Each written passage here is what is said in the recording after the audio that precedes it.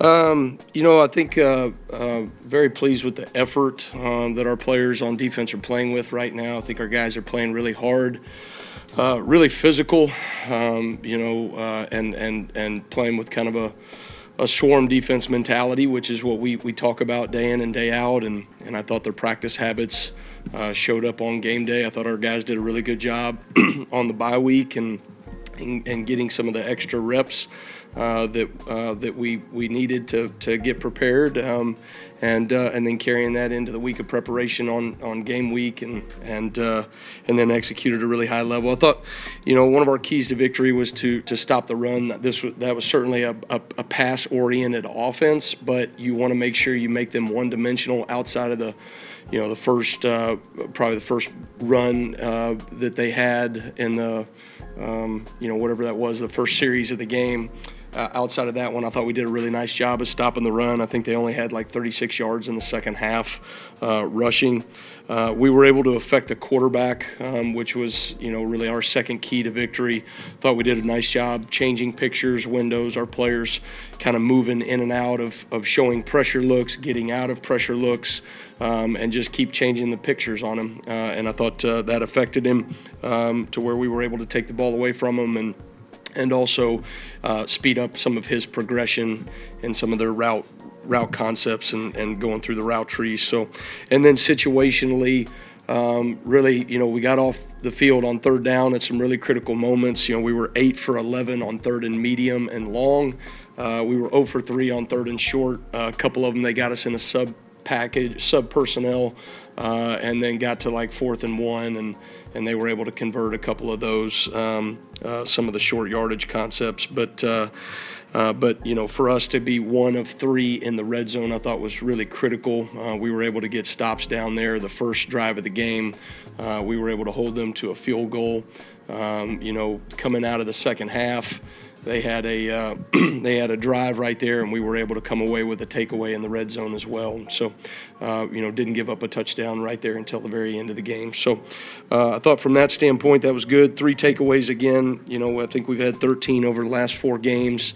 Our guys are doing a really nice job of taking the ball away, and then we were able to get some pressure on the quarterback. We had 2 sacks. They've only given up 4 all season long. So, moving in the right direction with a lot of things that we're doing fundamentally on defense, and then guys leaning into some of the things schematically as well.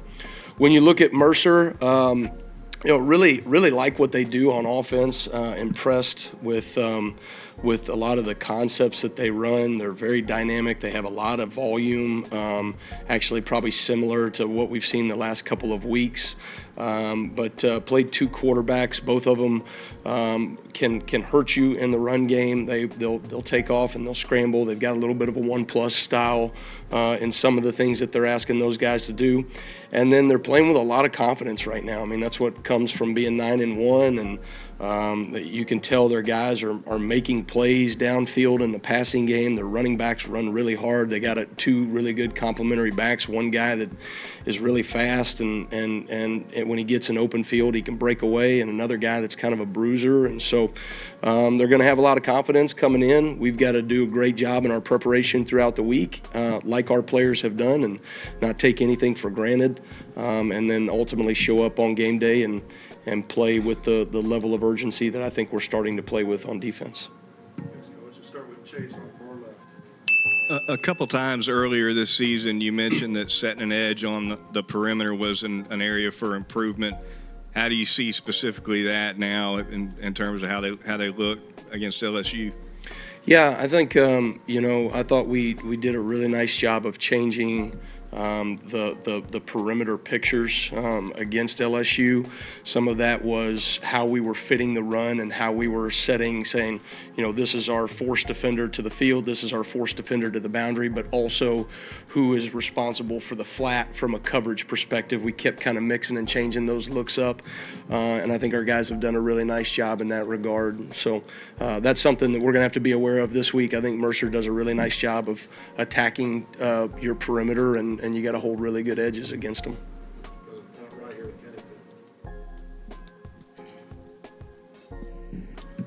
Deontay said that his interception was something that he saw in practice and was able to execute. Yeah. What type of effect does that have on a player's confidence in the scheme and the coaches when you show them something in practice, it shows up in the game, and they make a play? Yeah, I think that those things are huge, and it's also fun that you can point to everybody else on how critical every rep in practice is, because it can be the difference in production in a game. On the positive, that was something that we showed them in practice, right, and it showed up on game day, and he made a hell of a play in that regard. On the other side of it, I'm going to use the example. We showed them that sneak play that they ran on 4th down. All right, we used that in a Saturday morning walkthrough. Got prepared for it, kind of talked about it, worked it, but we didn't execute it in the moment. And so every single rep matters, whether it's a walkthrough rep on a blacktop outside of a hotel on Saturday, or a Tuesday or Wednesday practice red zone rep that we end up getting a takeaway off of it. Every single rep matters, and it can be the difference in the game. And we saw that on Saturday. Yeah, you talked about situational success. What would you say went into those twice when they were within 5 yards of the goal line and you guys made stops? Like, what would you say was the key there? We put in a little. We tweaked some things that we were doing down there from a scheme standpoint, but I think it was just the different variations of stuff that we have already been doing. Our guys are just getting better and more comfortable at things that we're defending down in the red zone. So, red zone defense, it's not overly complicated in some of the things that we do from like what we're asking them to do scheme-wise, but how you defend all the different variations of passing concepts that teams run down there, it takes a little while to kind of lean into that, and I think our guys are starting to do a nice job. And to his point before, they're playing with anticipation. Yeah, hey, Coach. Just with Q Robinson's injury, just maybe what does that do to the Wolf linebacker depth, and who do you maybe look to step up in his absence? Yeah, Q, unfortunately, he's done a tremendous job this season, and unfortunately will not be with us for the rest of the year. That's a hard thing to go through as a player. That's certainly hard on us as a team. When you have a guy that's been so productive for us, he's a leader for us. I've been so impressed with Q. I've told you guys this before, just impressed with his level of urgency every single day, the leadership and demanding presence in terms of holding the standard that I think he really has brought to some of our younger players and some younger guys in that room. And so he'll still have to continue some of those roles, right, of being a great leader. He's just going to have to do that from an off-the-field role. And so we'll have to continue to step up and move on without him. I've got a lot of confidence in some of our younger players that I think have stepped up in that position already. And Quay Rousseau and Yanze Pierre is doing a really good job starting to get a little bit more out of him. And so those guys are excited for the challenge, next man up mentality. And when you look in, as the season goes on, these are the defining moments. Is do players step up in the moment when they're needed, and ultimately that will, determine our success here on the back end of the season. Go Tony on the left side. And two quick follow-ups on that. We didn't see Keanu Coote, at the LSU game, and then is there an update on him? And then also, how much progress have you seen from Keeley and just kind of his move to that position? Okay, Keon Keeley, so Keon is playing the bandit position. Actually, got in the game at the end there, is doing some really nice things. I think learning the position, he's always been a stand-up guy, right? So that's a totally different world when you're putting your hand in the dirt and you're playing all those things. But I think, there's some optimism about what he can do for us. He's just learning the position. But from a physical standpoint, from an effort standpoint, I think he's really taken steps in the right direction there. So Keanu Coate won't be with us this week. I'll let Kalen kind of address those things, but certainly the other guys in the room are ready to step up and fill the role that will, without Q Rob being there.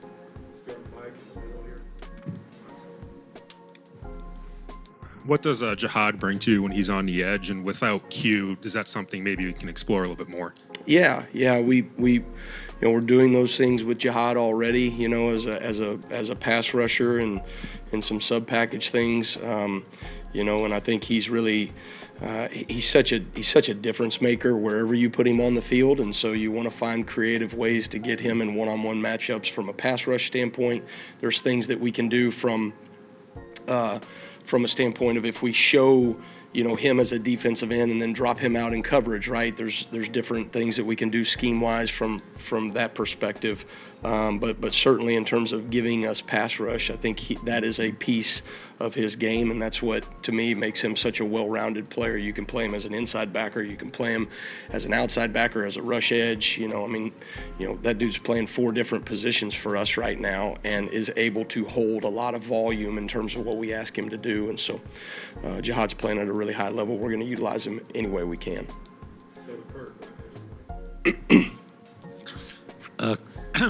Coach, you've intimated some of this, but I was curious as to the progress of the team going from day one forward. Was this a big step in a kind of a permanent step this week, or would you say it was still just part of the trend line? Yeah, I would love to say it's a permanent step. I just don't have a crystal ball, in front of me there. I think our guys are taking steps in the right direction. I think we're trending in the right direction as a defense.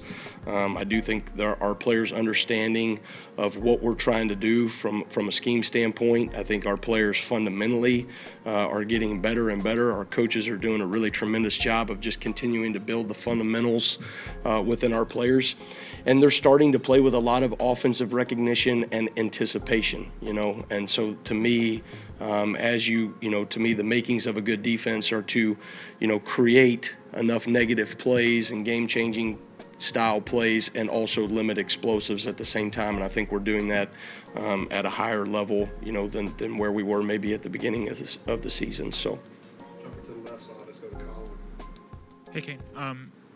With those players, you mentioned Quay, you mentioned Yanzi as guys that would replace Q Robinson. I'm curious what kind of example that Q Robinson has been to those younger players, whether it's, even if it's the next guys up like Justin, or what kind of example has Q Robinson been in terms of on-field, like this is what we expect out of a linebacker in that position? Yeah, I think kind of going on what I've said before. I think Q holds the standard of urgency, practice habits, discipline that it takes to do that role and to play that position, because there's a lot of things that we ask that guy to do in terms of being a part of the run fit, dropping out in coverage, folding back inside, blitzing off the edge, all those different skill sets, right, that it requires. And there's also a lot mentally that those guys have to be locked into. And so I think Q's really set the standard of the urgency that you have to be disciplined to do your job in that role.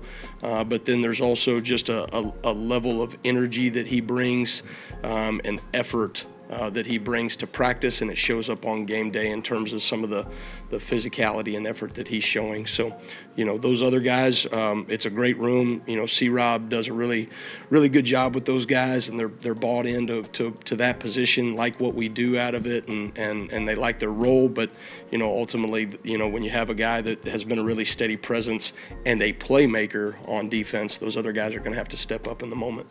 We'll finish up with CHATTY here in the middle. You talked in your opening about keys to victory, and you do a lot of the weeks. Are those actual tangible things you come up with for the guys each week, and then are able to point to after the game of, okay, we did this and it helped us win, or we didn't do this and it contributed to a loss? Yeah, so we started doing that years ago. I mean, there's things that we carry within the Swarm D that are kind of our identity, who we are as a defense. And then on top of that, we talk about what are the 3 things that we have to do to win this game specifically. So we talk about it as a defensive staff on Mondays, and then we present it to the players on Tuesday morning, and then we review that on Sunday of whether we hit those markers or not. Some of those things are tangible, things that we ask our guys to do in terms of maybe stopping the run with a certain number or third down efficiency or whatever it may be. But other things like affecting the quarterback, you can point to certain tangible things, but also did we put him in a position to where the quarterback played at a more uncomfortable level than what he normally plays? And, I thought we were able to do that this past week, and so that was going to be a critical piece of the game, and so we kind of made sure we laid that out for the players. All right, thanks, guys. Roll Tide.